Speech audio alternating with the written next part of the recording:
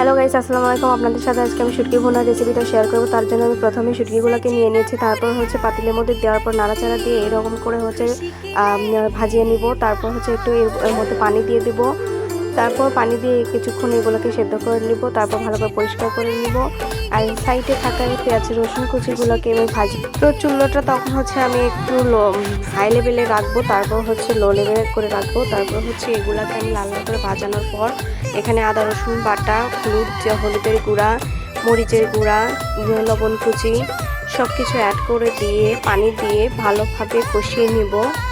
তো তারপরে এর মধ্যে শুটকিগুলোকে দিয়ে দিব। দেওয়ার পর একটু নাড়াচাড়া দিয়ে পানি দিচ্ছি আবার। দেওয়ার পর আমি এগুলোকে কিছুক্ষণের জন্য রেখে তারপর ধনে পাতাগুলো আমি অ্যাড করে নিব। তারপর আমি কিছুক্ষণ এগুলোকে সেদ্ধ করে নিব। তো সব কিছু আটকে আসার পর আমি ফাইনাল লুকটা দেখুন কতটা ইয়াম্মি হয়েছে। So bye bye, tata guys.